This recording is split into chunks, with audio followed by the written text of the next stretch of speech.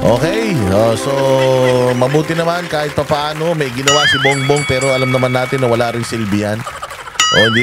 Hindi naman makakatulong sa bayan niyang pag-alis-alis niya rin dahil ilalagay din niya dyan. Puros mga appointed din niya yan. Edi ganun din. Pero pinaka-importante sana sa lahat, yung si Marcos na yung nag-resign, di mas maganda. Give the Filipino people a favor by tendering your resignation. Kahit kahit tawag diyan, yung agad-agad na, wala nang rendering. Wala nang render in 30 days render, wag na. Immediate resignation, okay 'yun. Para mas masaya ang bayang Pilipinas. Well, let's see what's gonna happen. Babantayan natin ito, mga bossing.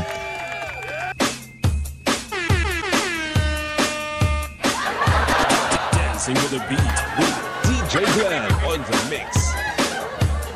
Marcos Bangag.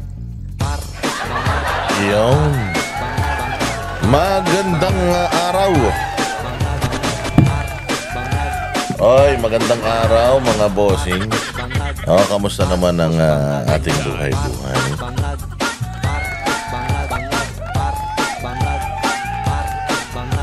Another day, another uratan session with yours truly, Boss T.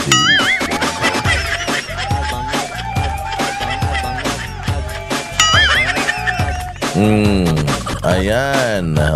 Kamusta na? Ito na naman tayo, mga bossing. At tayo na naman ay maghahatid ng mga malulupit na mga balita. Mga nakalap natin sa social media. Tayo na naman ay magre-react sa mga nakita nating ibinalita ng mga walang kakwenta-kwentang mga media outlet sa Pilipinas. At syempre, pag tayo nagre-react, sasakit na naman ang mga puso at tayo balon-balunan, espiritu at mga kaluluwa ng mga demonyo, Santanas, Judas, Barabas, Hestas, mga kawatan, magnanakaw, sindikato, mambubudol, sinungaling, mga bangag sa gobyerno.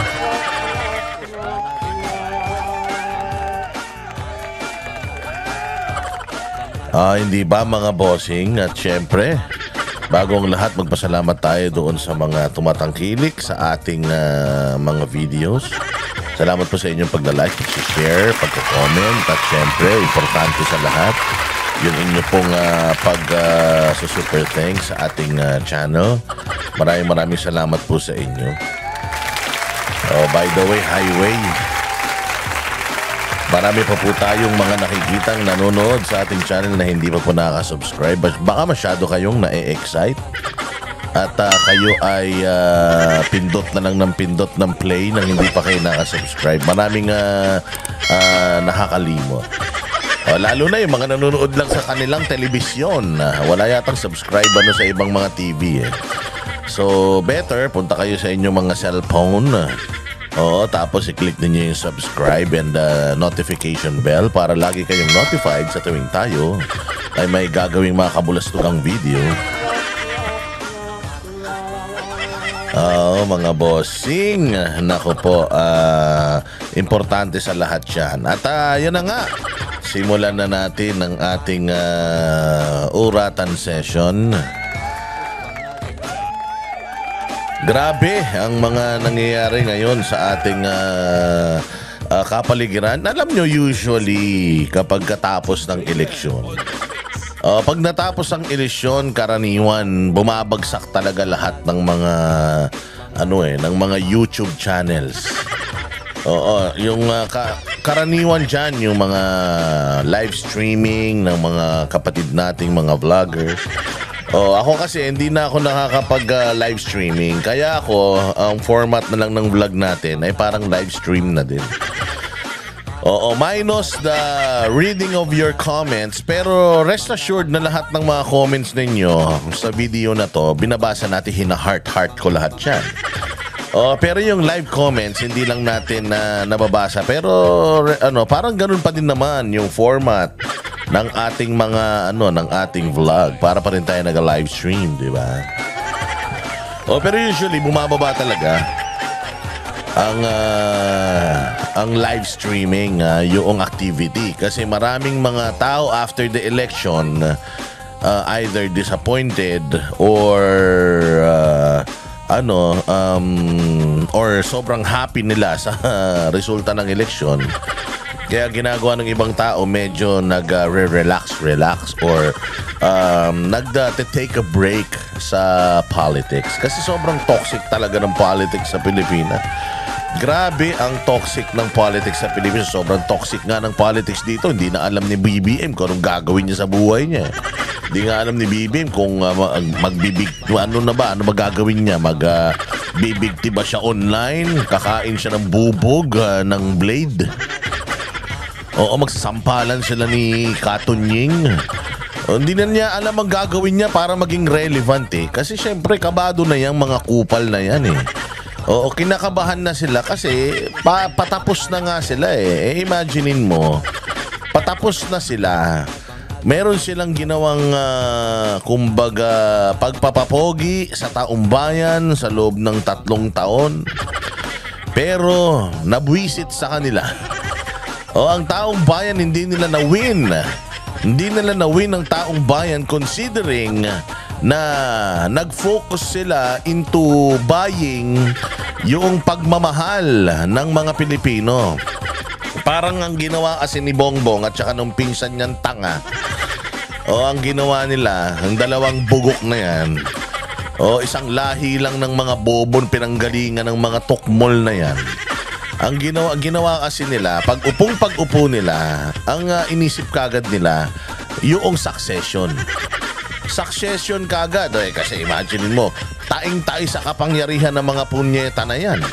Pagkatapos nung matandang Marcos, nung ipinatapon sa ibang bansa yung kupal na yan, hinangad na ng mga ito yung makabalik sa kapangyarihan at magwalwal, magpakalasing.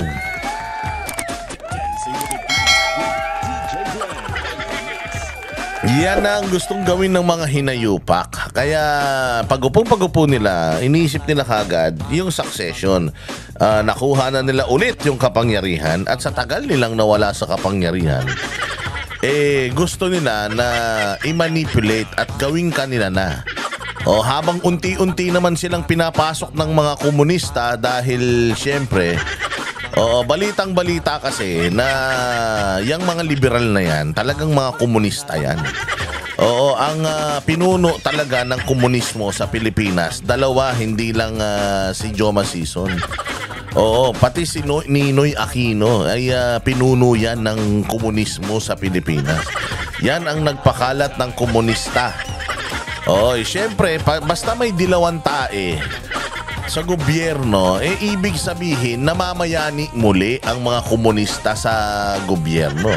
Nung panahon ni Pinoy, puros mga dilawang tae yan, talagang komunista yan, anak ng komunista yung presidente. Pagkatapos nun, nung naging si Pangulong Rodrigo Duterte, unti-unti nangawala yung mga komunista na yan, as in talaga 8 diretso sa inidoro talaga. As in, walang komunista dyan sa Ang natira lang na komunista dyan, si Risa Ontiveros na talaga namang dahil nanligaw yan sa mga Duterte, hindi ba? Yung ni-reveal ni Inday Sara na laging talo yung si Bukbok laging talo yan si Bukbok. Ngayon, balita ko, dahil nga nakabalik yung dalawa niyang kasamaan, hindi kasamahan. Nung nakabalik yung kanyang dalawang kasamahan sa kasamaan, feeling nila unti-unti nang bumabalik ang mga dilawang tae at lumalakas na naman ang puwersa ng komunismo sa Senado. Pero mukhang si Ma'am Aquino mukhang ayaw na. Pero alam natin, pero hindi natin alam kung talaga bang yan ayaw na ma-incorporate sa mga bulok na mga liberal dahil hindi na siya liberal party. Lumipat na siya ng partido. Pero alam natin na yung utak niyan, ano pa rin?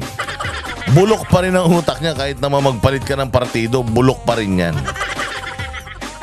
Oh, at saka kita mo naman, hindi naman talaga dapat nanalo yan. Tinan mo boto niyan, 17 million lang. 16 million lang yung boto. Mantakin mo, ang boto ni Bongo nasa 27 million. Tapos ang boto nung sumunod kay Bongo na number 2 niya, number 2. Wala pang 20 million. Kaya alam mo talagang may kabulastugan eh. But anyways, balikan natin yung kabulastugan. Oh, so yan ang ginawa ng mga administrasyon kasi kasama nung pinsan niyang Ugok. Pero alam mo, may bali-balita na may bago daw Supremo. May bago daw Supremo ang mga komunista. Oo, yung mga terorista, may bagong Supremo. Yung Supremo daw nila medyo mataba. Medyo malaking tao. Patay gutom sa kapangyarihan. Oo, at laging walang kalaban. Bahala na kayo kung sino ang isipin nyo. Pero yan daw, ang bagong Supremo ng mga salot sa lipunan. Oh, so ang ginawa nila, para silang yung mga usual na mga manliligaw. Oh, usual na mga manliligaw. So paano mo ba i-win? Paano mo i-win yung pagmamahal ng iyong nililigawan? Dalawa lang 'yan. Pag nanligaw ang mayaman. Oo. At ang panliligaw ng isang totoong nagmamahal, yung mahirap. O, hindi ba? Kapag ka mayaman ka, pag nanligaw ka, bibilin mo yung nililigawan mo. Oo, bibilan mo siya ng mga mamahaling mga gamit, pakakainin mo kung saan-saan, reregaluhan mo. Oo, tapos kumbaga gagamitin mo yung iyong kayamanan para lang mahalin ka netong iyong tinatarget na nililigawan. Samantalang yung isa namang klase ng manliligaw, yung talagang mahal lang niya, walang-wala siya, pero magpapakita siya ng kabutihan, magsisibak ng kahoy, mag-iigib, magpapakaalipin, magpapakaalila para lang mahalin siya ng kanyang nililigawan. O ngayon, etong mga Marcos na mga kupal at saka itong Romualdez na ito, ang ginawa nila yung ligaw mayaman. Papaano? Mata pobre ang ginawa. Binili yung mga magulang, yung tatay binila ng pustiso, yung nanay binilan ng salamin kahit di naman malabo yung mata. O binilan pa ng baston yung lolo at lola kahit na mga naka-wheelchair na. O hindi ba? Ganun ang ginawa ng mga Marcos at nito ni Romualdez. Niligawan nila yung mga tao sa pamamagitan ng ng material na bagay, pera, ayuda. Ayuda, mga bossing. Oo, pero kahit na anong bigay mong ayuda, mantakin mo simula pa lang yan na ginawa nila. Wala silang mga infrastructure, wala silang mga project, wala silang mga plano. Lahat ng gusto nila sumasablay, lahat ng gawin nila nabibisto dahil nga mga kawatan eh. Oh, tapos ganyan ang minahal ba sila ng taong bayan? Hindi. Kasi mas na-appreciate nung nililigawan yung talagang naghihirap, yung talagang ipinakikita mo na hindi lang ako ang mahal mo, pati yung buong household ko.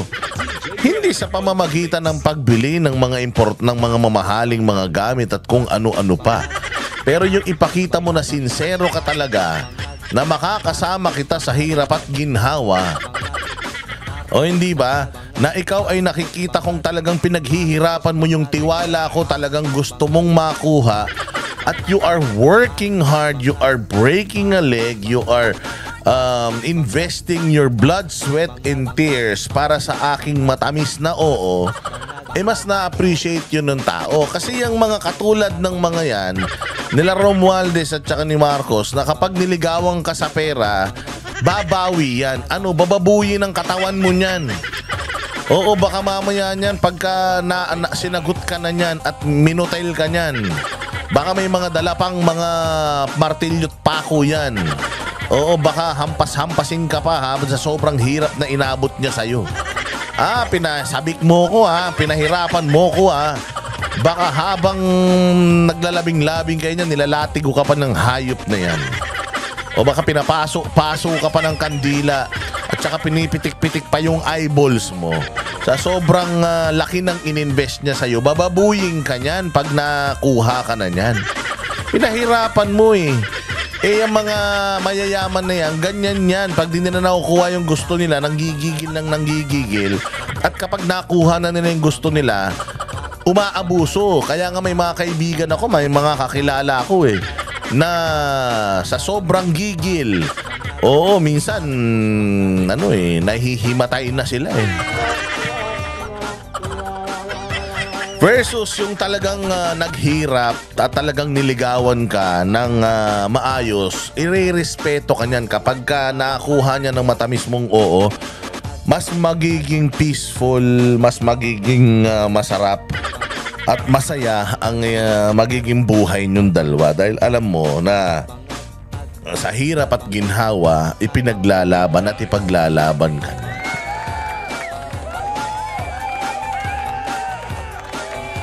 Ayan, ganyan ang ginawa ng mga Marcos sa atin. Kaya ngayon, sa pagkatapos ng 3 taon mga bossing, wala na silang magawa. Tangina, sabi nila naubos na lahat.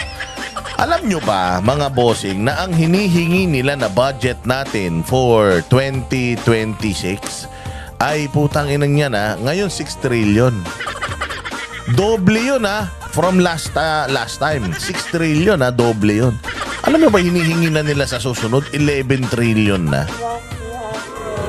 Tangina nyo, wala nga kayong nagagawa sa bahay Pilipinas. 11 trillion pa yung gusto nyong hingin. Okay nang inin nyo, pare-parehas nga kayo ng mga cabinet secretary nyo walang mga silbi. Wala kayong mga proyekto, putang ina nyo, tinaasan nyo from 4 trillion to 6 trillion. Ngayon 11 trillion naman daw yung target nilang hingin. Tangina nyo, saan nyo kukunin yan? Bagsak nga tayo sa ekonomiya. Alam nyo ba na naungusan na tayo, putang ina niya, naungusan na tayo ng Cambodia. Hayop na yan yung bansang Cambodia, napapakinggan ko nga lang yan sa mga history books. Isa sa mga bansa sa Southeast Asia na putangin na ba, alam mo yung kahit bayaran ka hindi mo pupuntahan. Pero alam mo ba ngayon na ang layo na nila sa atin? Alam mo ba na 20 times na mas mabilis ang internet nila sa atin? Putangin na, may internet pala dun. Sipin mo yan, Cambodia. Naririnig ko lang yan nung history ng nung elementarya ko Cambodia, Burma. Dahil kapitbahay natin yan pero walang hiya yung mga bansa na yan. Ang lalakas, ang yayaman, ang yayabong na nila ngayon. Tapos ang Pilipinas, putang ina niyan, balik Marcos, balik pagnanakaw, balik sa diktadurya. Parang hindi naman literal na diktadurya, pero parang diktadurya na. Kasi puta ini sila na lang nasusunod. Wala nang boses ang taong bayan Tapos tayo, pabagsak ng pabagsak, ang gagaling ng mga Pilipino. Lahat ng mga magagaling na Pilipino nagpupunta sa ibang bansa dahil putangin na niya, walang programa dito sa Pilipinas para sa kanila. Aral ka ng aral, gusto mo pakadalubhasa. Pagka ikaw scholar pa ng bayan, halimbawa scholar ka ng UP, ng Philippine Science, ng Polytechnic University, kapag ikaw ay sponsor or scholar ng Pilipinas, pag graduate mo, hindi ka pa pwede kagad magpunta sa ibang bansa para kang nakatali muna dito at least 2 years hanggang 5 years. Dahil na pinag-aral ka ng gobyerno, pero wala namang programa yung gobyerno pag graduate mo. Utang na, sa call center ka rin babagsak. Kung di ka mo bumagsak sa call center, puta, magtinda ka ng ventilador sa SM. Kaya yung iba dyan, nagpaparis na lang dahil sa sobrang liit ng sweldo. I mean, may mga ganun tayong polisiya, may mga ganun tayong kabalbalan, pero putya yan, wala naman talaga silang proyekto para sa mga pinag-aaral nila sa gobyerno.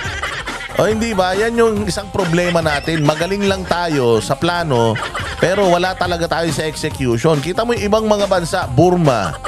Ayan, tinan mo yung Cambodia. Pucha, lumindol pa dyan noon nakaraan. Pero kita mo, ang grabe yung Cambodia, yung ginagawa nilang airport. Naku po, yung ginagawa nilang airport, pag sama-samahin mo lahat ng airport sa Pilipinas, hindi pa rin tayo ubra.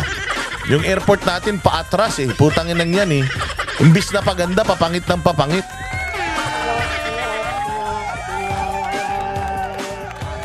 Diyos mio. Tangin na, poste na lang eh. Poste na lang na hihinto sa mga sasakyan eh. Hindi pa natin magawa ng maayos. Pukin na yan. Puros corruption talaga dito. Mga hayop na yan. O hindi ba? So yan ang nangyari. Sa loob ng 3 taon, wala. So ngayon, kabado na sila. Di nila alam kung anong circus ang gagawin nila para sa susunod na 3 taon pa. O ngayon, nagpapapogi ang presidente na kesyo. Gusto ko ng... Oh, sige, patayin na natin to. O, nagpapakita ang presidente ngayon at nag-iinarte na gusto ko ng pagbabago, gusto ko maging maganda sa ngayon talagang hindi masaya mga Pilipino. Ayaw na nila sa politika, ganito, ganyan. Oh, at dahil dyan, sabi niya, at dahil dyan, ako ay maglilinis ako ng aking bakuran at maglilinis tayo ng ating trabaho kasi kailangan ngayon ang isipin natin yung tao. Tangina niyan, after 3 years, ngayon mo lang iisipin ang tao. Dapat pag-upo mo pa lang dyan, yung tao na kagad ang inisip mo. Hindi yung kung ano-anong kabalbalan, mas inuna mo pang manood ng karera ng sasakyan. Utang ina talaga, hindi ko magets talaga yung karera na yung hayop na yan. Yung F1 race na yan, puta, hindi ko talaga maintindihan. Siguro, ewan ko, kung nakasakay ka doon sa kotse na yun, baka ma-appreciate mo. Pero yung nanonood ka lang, para kang ulol eh. Alam mo, nung nagpunta ako ng Las Vegas, maraming salamat, Pastor. Kasi sabi ni Pastor, manood ka nung karera. Nanood naman kami ng karera. Ang masarap lang talaga dun sa F1 na yon, mga bossing, libre lahat. Dahil ang mahal-mahal nung ticket, Diyos ko po, pangkabuhayan showcase. Makakabili ka na ng isang motor. Sa ticket, mantakin mo yan ang mahal-mahal ng ticket. Pagpasok mo doon, pagdating mo sa loob, ang daming mga pagkain. Kompleto. May mga stall na ganyan. Kahit saan ka tumingin, may pagkain. Tayo na sabi ko, mahal dito, ayoko. Kasi kare-karera to eh. Ano ito? Bisyo to ng mga mayayaman. Ito yung putya, mas inuna pa ni Marcos to kesa doon sa Baguio sa Bulacan nun eh. Nung nagpunta siya na Singapore, di ba? Putya yan. Yung pala, sabi ko, gutom na ako, tsaka uhaw na uhaw ako, pero wala akong bao. Ang pera eh. Sabi ko, mahal siguro yan. Ayoko. Ang ganda-ganda ng hamburger, ang ganda ng hotdog. Tapos may mga dessert pa, may cake. Kung ano-anong ino-offer nila, kompleto. May pizza, may mga croissant. Basta daming ganun. Tapos nakita ko lahat kumakain. Tangin na itong mga itong yayaman, mga kupal. Oo, nilulunok ko na lang yung laway ko para mabusog. Yung palang hayop na yan, libre. Yung kaya pala libre yun. Ang mahal nga naman ng ticket. Sabi sa akin, Boss D, sabi nung isang kasama ko, Boss D, gusto mo ng soft drinks? Soft drinks, sabi ko, gusto ko, pero ayoko na. Mahal eh. Mahal yan, wag na. Tayo na lang natin lumabas, kamay na lang tayo sa McDonald's. Yung pala, kaya alok ng alok sa akin yung kasama ko, putya, libre pala. Tapos yung sinabi, nung pagtingin ko, kumakain sila kasi inalok ako eh. Boss D, gusto mo? Hindi, okay lang ako. Kahit gutom ako, okay lang. Lunok na ako ng laway. Tapos, gano'n na ako. Baka may mga natirang, tinga pa yung iping ko. May snack ako. Walang hiya. Pagtingin ko, kumakain sila. May sila hotdog, may pizza, may hamburger. Tapos sabi ko, sayang nilibre sana ako ng mga to. Tapos, kain ka na. Ito, sa'yo. Di, syempre, kinuha ko yung hamburger. Gutom talaga ako.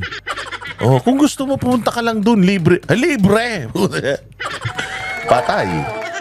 Nung nalaman kong libre, putya, para ako nag-food truck hopping.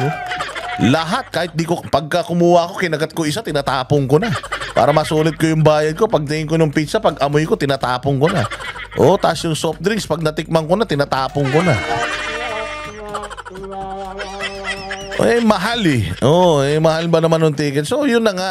Speaking of, yung F1 na yan, wala ko kwenta-kwenta talaga eh. Hindi. Ako mahilig ako sa sasakyan. Mahilig ako sa kare-karera. Nanonood din ako sa TV. Pero sa TV, nakikita mo yung sasakyan. Doon kasi, syempre malaki yung circuit, no? Tapos dadaan siya sa harapan mo, saglit lang. Utang ina, dumaan na pala. Hayop na kotse na ito kung bilis. Tapos naamoy mo lang yung goma. Yung adrenaline, ma-feel mo, pero sa kalaunan, parang marirealize mo, putang ginagawa ko lang tanging sarili ko dito. Sumakit yung leeg ko kakaganong-ganon eh. Kasi ang bilis talaga ng mga sasakyan dahil karera nga yun. Hindi naman pabagalan yun. Di sana karera ng karo yun. Kung pabagalan sila, hindi ba? Hindi, talagang makikita mo, napakabilis talaga ng mga andar nila. So, nagsayang, sabi ko, parang nasayangan ako. Na-appreciate ko naman na sabi ni Pastore, pasyal nyo si Boss Dada dyan. Gusto ko panoorin yun kasi first time na dyan sa Las Vegas, gaganapin yung F1 na yun. Usually, ginaganap yan sa city, sa Singapore. Maganda kasi kalsada ron eh. Pero ganun kaganda kalsada sa Las Vegas ha. Kasi hindi pwedeng may konti lang na lubak dyan. Lilipad yung mga sasakyan na yan. Tapos syempre yung napakagaling kong kasamahan doon na si Doc Giovanni, ang talino. Sobrang talino. Nanonood na kami ng karera. Hindi mo na makita yung sasakyan na ganyan. ChatGPT pa ng ChatGPT. Boss Dada, tinan mo yung makina niyan. Habang nanonood ka, nagbabasa ka ng ChatGPT. Doon ako na-addict sa ChatGPT. Walang hiyang ChatGPT niya, walang tanong na hindi niya kayang sagutin eh. So yun ang ginawa nito ni BBM sa loob lamang ng 3 taon. Wala. Mas inuna niya pa yan kaysa dun sa isip at puso ng tao. Sabi ng tao, hindi na daw masaya and so on and so forth. Ayan na nga. Palagay ko, kaya nagpapakabait na naman itong kumag na ito. At sinasabi niya na lilinisin ng gobyerno, magseserbisyo. Puta, manghihingi ng additional budget yung ulul na yan. Meron akong nakitang Facebook post na ang hinihingi daw, total, pagka tinotal mo yung mga hinihingi ng ahensya ng gobyerno, daw siya, 11 trillion. Inang yan, sabi ko nagpapakitang gilas na naman tong ulul na to. Kasi siyempre, mantakin mo 6 trillion yung budget niya tapos wala silang nagawa. As early as now, 90% na nung budget natin nung na-release nila. Wala pang bagyo, wala pang tag-ulan. Paano na pagka nagtag-ulan, nagbagyo? Puta, utang na ng utang to. Pagka bumagyo na, nagkaroon na ng mga kalamidad. Pagka na naman tayo, yung mga palakasan na naman ng bagyo. Kasi from summer, transition na yan. El Nino to La Nina na naman yan. Putain na sa Pilipinas, pag umulan dito, lahat ng tubig sa mundo. Dito bumubuhos sa Pilipinas. Maniwala kayo, nalulunod lahat ng mga daga at ipis sa sobrang baha dito. So, ayan na naman. Ngayon, etong mokong na ito, meron siyang bagong palabas, pakana. Ayan nga, pinapag-courtesy resignation niya.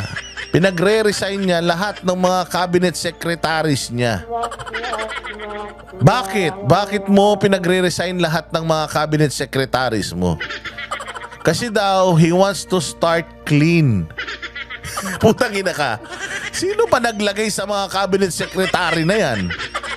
Ikaw naman.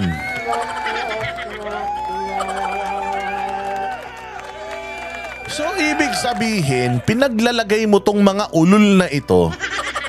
Tapos sa kalaunan, sasabihin mo, magsipag-resign kayo kasi gusto kong linisin ang gobyerno. Gusto kong ayusin ang serbisyo. Tangina ka, hindi ba pag naglagay ka ng tao, kailangan maayos ang track record niyan? Kailangan mapakikinabangan natin yan. So ikaw ang naglagay tas pinagre-resign mo dahil hindi ka happy sa performance nila. Alam mo kung sinong tanga? Ikaw. Bakit? Tangina, ikaw ang naglagay sa mga yan. You expect them to perform. Hindi sila magpe-perform. Tapos putang gagawin mo, tatanggalin mo sila. na parang kasalanan pa nila na pabigat sila sa gobyerno mo. In the first place, kung bago ka maglagay ng tao sa gobyerno, iniisip mo muna, bina-background check mo, tinitingnan mo yung track record at capabilities nito, kung kaya ba niyang tugunan yung paglalagyan mo sa kanyang posisyon. Baka naman wala nang mahigop sa pondo nung mga nung mga ahensya ng gobyerno na pinaglalagay mo sila. Wala na silang mahigop, kaya maglalagay ka na ng mga bagong tao para may bago silang mahigop. Di ba? Ang bobo lang eh. Kasi ganito ako, syempre, bago mag-apply, yung mga tao, ini-interview yan eh. Tinitingnan mo, ano ba? Halimbawa, ang hinahanap mo, putay na mekaniko. Ay, hinahanap mo mekaniko, tapos may nag-apply sa'yo, karpintero. Alam ka naman, tanggapin mo yun dun sa trabaho ng mekaniko. Syempre, hindi. Di ba? Ay, ang problema kasi dito sa gunggong na to, lahat na lang, kahit sino-sino na lang pinaglalalagay. Tinan mo, nilagay na USEC. Diyan sa PCO, tatanga-tanga. O, tinan mo si Claire Castro, yun na lang abogada, bobo. Dapat yun ang una mong tanggalin O, dahil yun ang nang bibisto sa kahinaan ng kokote mo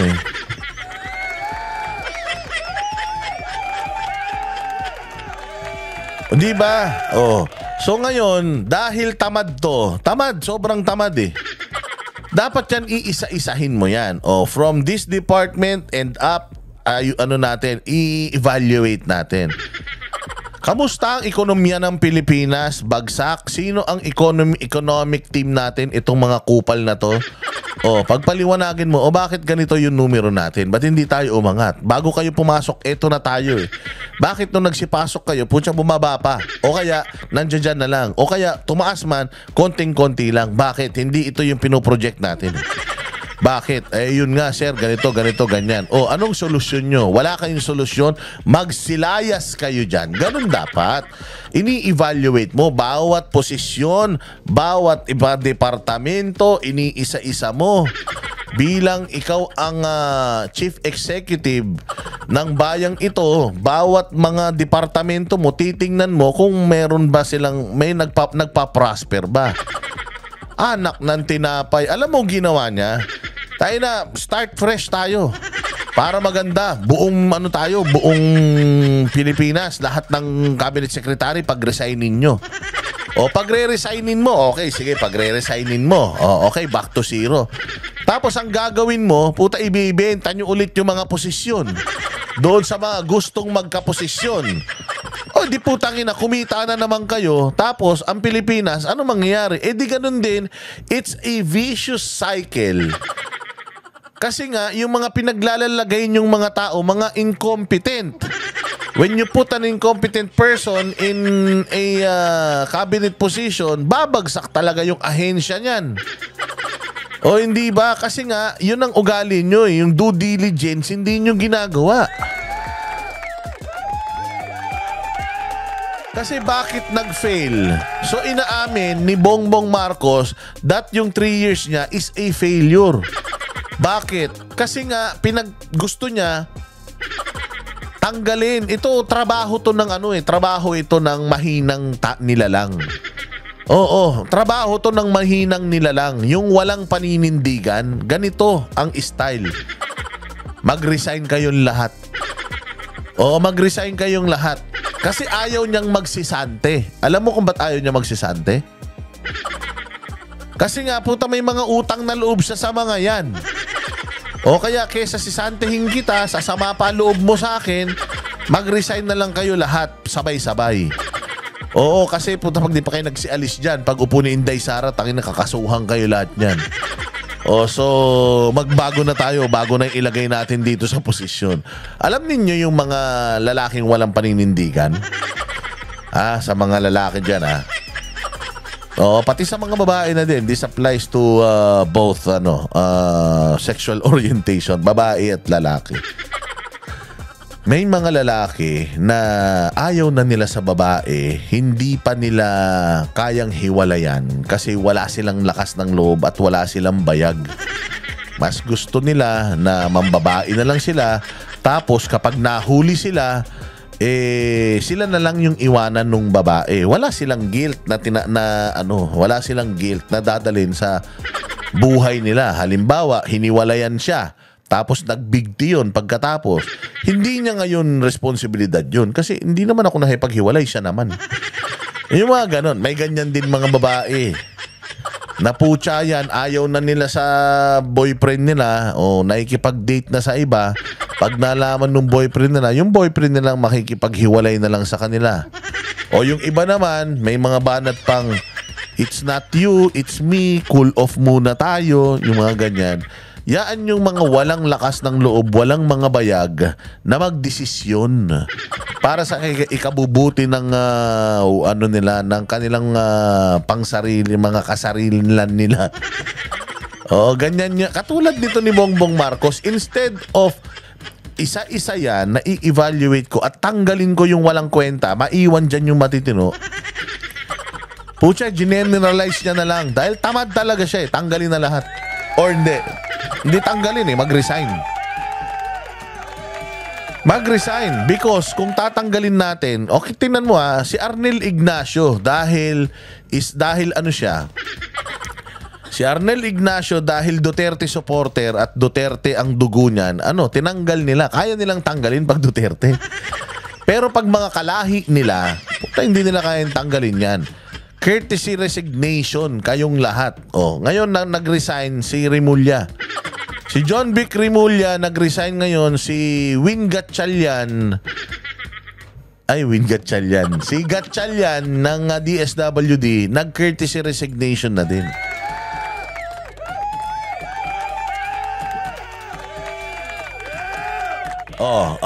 Sige, nag-resign etong mga cabinet secretaries mo.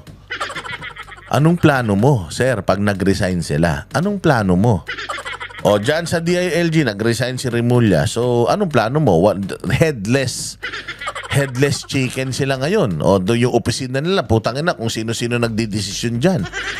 Ang dahil pa namang kupal sa gobyerno. Ang daming, kung umasta, kala mo sila may-ari ng opisina. Wala na yung DILG secretary. So, paano na ngayon? Gaano katagal na walang DILG secretary? Ang DSWD, si Gatchalian, nag-resign na courtesy resignation na din. So, paano? Paano ngayon? Mga kaibigan mo lahat yan. Di ang gagawin mo lang, wag kayong mag-resign. Dinidecline ko yung resignation nyo. Ikaw Remulla, nagre-resign ka, hindi ko tatanggapin yung resignation mo. Ikaw din, Gatchalian, hindi ko tatanggapin yung resignation. Puta, pinag-resign mo pa. Hindi, kasi kita mo sa kalagitnaan ng iyong termino, paalis ka na, pahina na yung kapit mo sa kapangyarihan. Tapos lahat ng mga cabinet secretaries mo, tatanggalin mo pa. So, paano ka na? Kung noong nandiyan yung may mga ulo, yung mga opisina na yan, kabalbalan ang nangyari sa bayang Pilipinas, nagsi-resign lahat yan. So, paano? Paano mo? Papalitan mo? Meron ka na ba naka-line up ng mga, na mga tawag dito, na mga replacement ng mga yan? Pucha yan. Wala. Wala. This is all lip service. Para sa akin, ako, nagre-react lang ako. This is all lip service. Nag-resign lahat ng mga cabinet secretaries. Anong mangyayari? Ikaw ang mag-aasikaso? Sa lahat ng mga ahensya ng gobyerno na yan, magiging ikaw yung interim na secretary sa mga ahensya na yan. Diyan nga si Department of Agriculture, isang taong kang secretary ng Agriculture. Habang presidente ka, wala kang naipatupad na matino dyan Mantakin mo, ikaw na magdidesisyon bilang presidente, ikaw pa yung Department of Agriculture Secretary. Lahat ng resources ng Pilipinas pwede mong gamitin para mapalago yung Department of Agriculture. Wala kang nagawa Hindi mo nga napalago yung agriculture sector noong ikaw ang Department of Agriculture Secretary. Paano na kung mawawalan sila ng ng department head ng secretary? But all in all, trabahong tamad na naman ito. Hindi mo kayang isa-isahin at i-evaluate yung mga tao mo dahil di mo rin naman alam talaga yung trabaho nila. Dahil nga wala ka nga nito. Kaya pinag-resign mo na lang. Tapos ang gagawin mo, mag-a-appoint ka ulit ng mga tao to your liking. Ikaw ulit yung mamimili. Taong bayan ba mamimili ng ilalagay mo dyan? Hindi. Ikaw pa rin. So yung ilalagay mong tao dyan, ganot kami kasigurado na magtatrabaho ng matino yan. Walang kasiguraduhan. So anong magiging maganda dito sa ginawa mo? Wala. Basta lang, masabi lang na may magawa siya. Basta lang masabi na meron siyang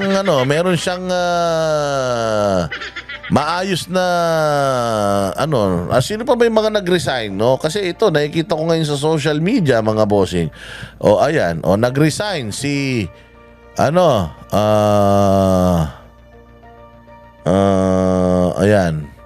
nag-resign si si Ralph Recto. Ayan, Ralph Recto nag-resign na. Sige, putang ina nyo ha. Sino pa? Ang mga nag-resign.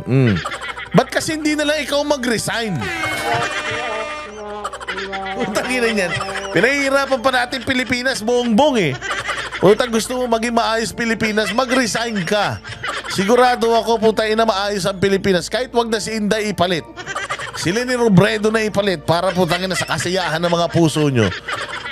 Ito si Rex Gatchalian.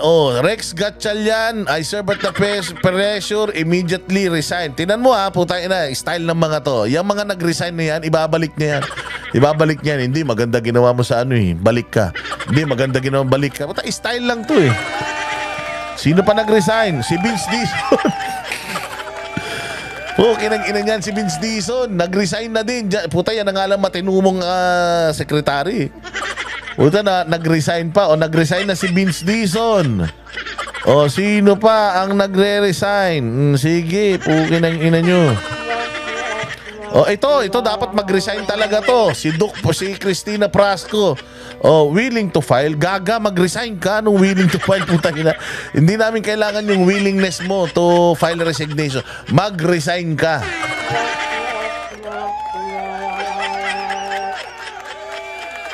Ano pa yung mga nakikita natin dito? Sino pa yung mga nag-resign? Sino pa? MMDA chairman na si Romando Artes. Putang ina ito, hindi ko kilala tong MMDA chairman na to. Wala naman ginagawa rin to. Magre-resign na din daw siya. Sige, pukin ang ina nyo. Si Emma Sinclair, pinag-resign yan eh. Ayan, pinare-resign ni Bongbong lahat ng nasa cabinet niya. Kunyari overhaul, kunyari new start. Bongbong, hindi sila ang dapat umalis, ikaw. Nabasa ko lang kay Coco Locoy. Loko-loko to si Coco Locoy eh. Ayan, si Secretary Rimulya Rimulya resigned.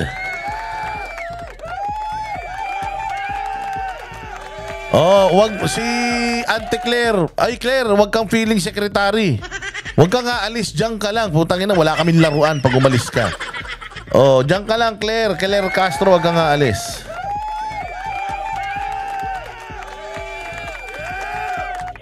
Sino pa? Si DSWD. Wala pa. So far, yun pa lang. Yun sa Department of Agriculture, yung kaibigan nito. Hindi pa ba nagre-resign? Wala pa, hindi pa nagre-resign. But anyways, may mga ilan na. Ito si DBM Secretary. Yan, si Pangandaman. Ito, puta, isa rin to. Isa rin to, salot din to. Yan, magre-resign na din. Tayong ina nyo, ha? Sige.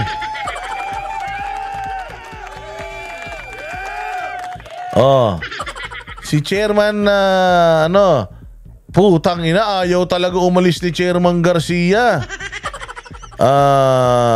The commission, Chairman Garcia is not part of courtesy resignation directive of Marcos, as commission is not part of executive department. Ganun ba? Tanginong kapal na mukha ni Garcia, ayaw umalis ha.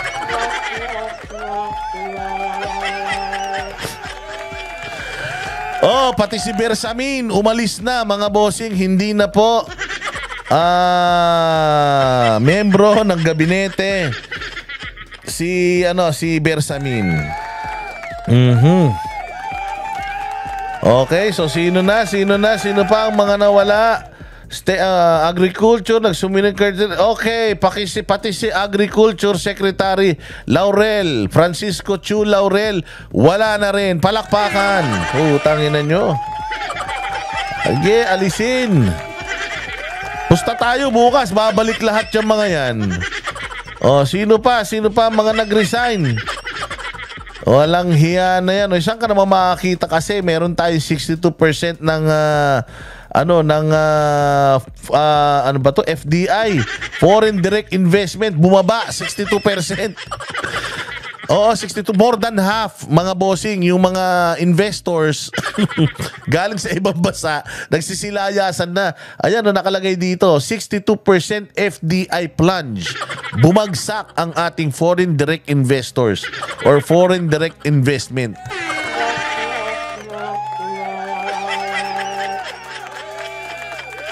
Ano pa? Sino pa mga nag-resign? Yan na, tandaan nyo yung mga pinagsasabi ko Pero sa karamihan netong mga na to, karamihan netong mga pinag-resign na to. Tayo ina niyan. Lahat dapat mag-resign, pati si Bongbong, isama nyo na. So yan ang mga nag-resign na. Nag-resign si Bersamin, si Recto, Vince Dizon, yung anak ni Gwen Garcia, hindi niya pa alam. Baka kulang pa yung kanyang nakolekta. Sino pa ang mga nag-resign? Si DSWD, DILG. Nag-resign na din. Very good. Pero alam naman natin mga bossing alam naman natin na ayan kailan magre-resign si itong taga si Chodoro. Ng Department of National Defense.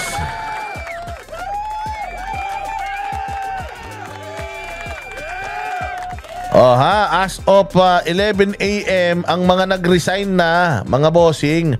Ito ang mga nag-resign, si Lucas Bersamin, si Ralph Recto, si Crispin Remulla. Wow! Nag-resign na si Crispin Remulla. As Department of Justice, si Francisco Laurel, si Benvenido Laguesma ng Department of Labor and Employment, si Rex Gatchalian ng DSWD, si Conrado Estrella ng Department of Agrarian Reform, si Juanito Remulla ng Department of Interior and Local Government, si Maria Esperanza Frasco, nag-resign na din pala, very good. Si Vince Dizon ng Department of Transportation, si Rafael Lortilla ng Department of Energy. Puto, saan ka makakita Department of Energy meeting, nag-brown out. Tayo na, dapat talaga matanggal yan. Si Amena Pangandaman ng Department of Budget, DBM.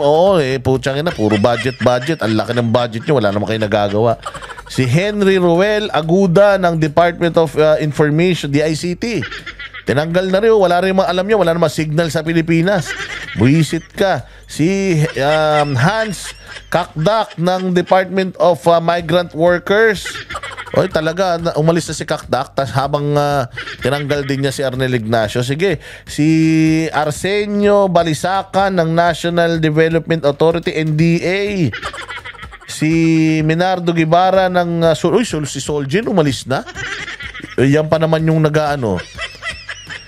Puta, si Enrile, ba't hindi pa umaalis yan? Tayo nang mas matanda pa kay Jesus yan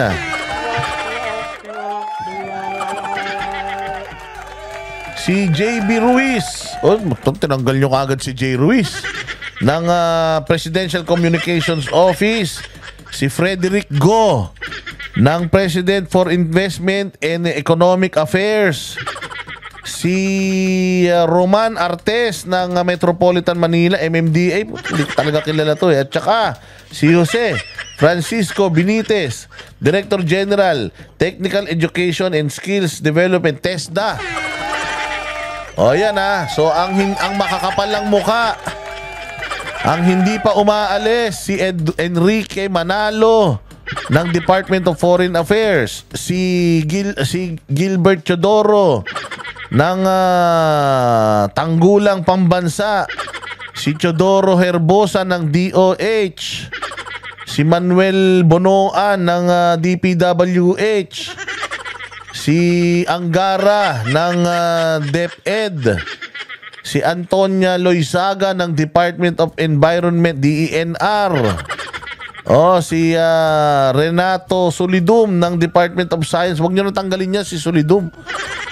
Putang ina, yan na lang yung magaling sa inyo Tatanggalin nyo pa yun, yung mga nakakaalam na pagsabog ng bulkan.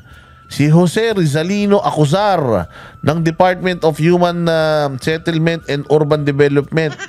Yung NHUP ba yan? NHUD pala. DHSUD. Yung sa mga pabahay yan. Si Anyo na isang traidor. Huwag ka na umalis. Putay na yan. Ikaw ang papalit kay Judas Iscariote. Si Juan Ponce Enrile bilang Office of the Chief Legal Presidential Legal Counsel. Hindi pa rin umaalis. Si Elaine Masukat ng si Masukat, yan? Presidential Management Staff. Si Lagdameo, hindi aalis yan. Office of the SAP, Special Assistant to the President. Style nyo, bulok. Ayan, mga boss. At long last, nagsilayas na ang mga buwisit. Mabuti naman. Pero tingnan natin kung ano mangyayari. Malamang maibalik din lahat yan. Ilalagay natin lahat diyan sa screen natin, mga bossing, yung mga umalis ng cabinet secretary. Okay? So mabuti naman kahit papaano may ginawa si Bongbong, pero alam naman natin na wala rin silbi yan. Hindi naman makakatulong sa bayan niyang pag-alis-alis niya na yan, dahil ilalagay din niya diyan. Puros mga appointed din niya yan. Edi ganun din. Pero pinaka-importante sana sa lahat, yung si Marcos na yung nag-resign, di mas maganda. Give the Filipino people a favor by tendering your resignation. Kahit kahit tawag diyan, yung agad-agad na, wala nang rendering. Wala nang render in 30 days render, wag na. Immediate resignation, okay yun. Para mas masaya ang bayang Pilipinas. Well, let's see what's gonna happen. Babantayan natin ito, mga bossing. Itong susunod na 3 taon ni Bongbong Marcos, kung wala siyang nagawa nung unang 3, tingnan natin kung anong tumbling ang gagawin nito para para maisalba niya yung kanyang susunod na 3 taon. Because kung yung unang 3 taon niya hindi siya nakapagpanalo ng mga kandidato niya, definitely magiging aalis to ng Malacanang, baka tatatlo silang magkasama, yung asawa niya tsaka yung si Sandro. Baka yung ibang mga anak niya mauna na. Iiwanan, bibitawan talaga to ng mga tao, lalong-lalo na yung mga umaasa sa kanya, sa mga umaasa sa endorsement niya sa 2028. Kaya nga lakas ng loob na naman ni Risa Hontiveros tatakbo doon sa presidente. Kaya na, Risa, ayusin mo muna yung buhay mo, ha. Marami kaming alam sa yung bago. Saka na natin pag-uusapan yan. Abangan ninyo, matindi ang mga revelasyon.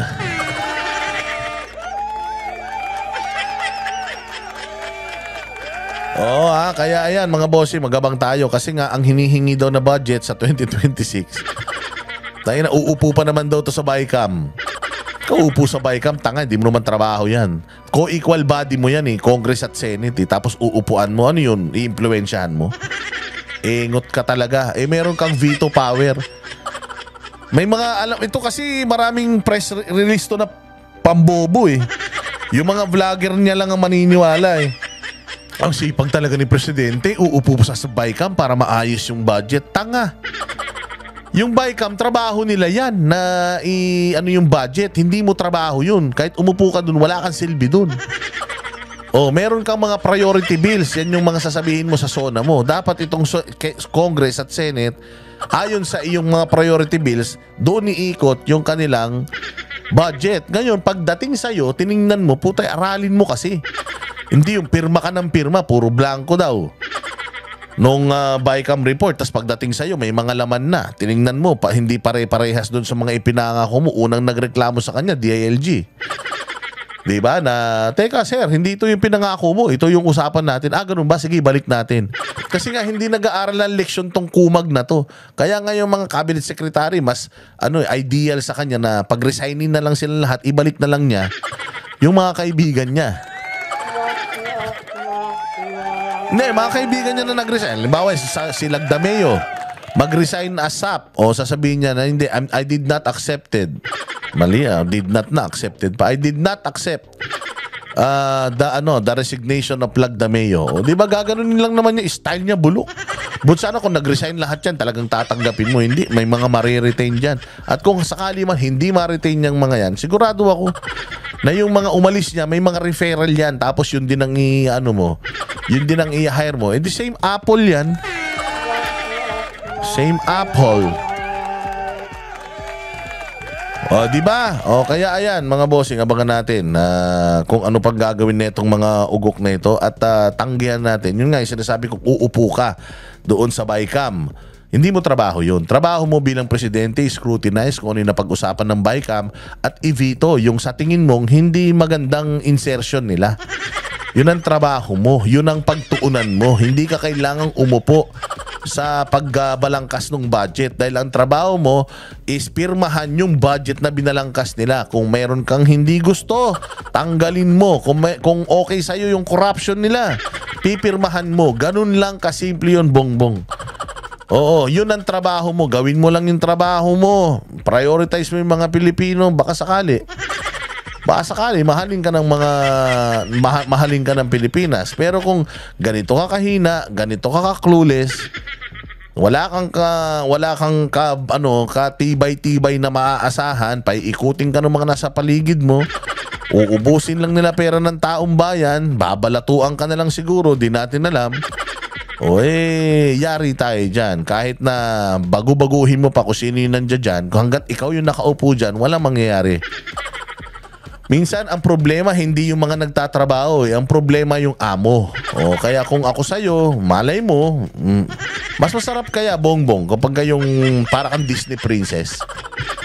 Para kasing Disney princess dyan sa Malacanang Wala kang ginagawa pahiga-higa ka dyan Kung ako sa'yo, gusto mo maging Disney princess, umano ka na lang, mag-resign ka, uwi ka sa bahay nyo, gusto mo, utangin na mag-Netflix ka hanggang lumuwa yung mata mo. Kaya kumain ka hanggang masuka ka.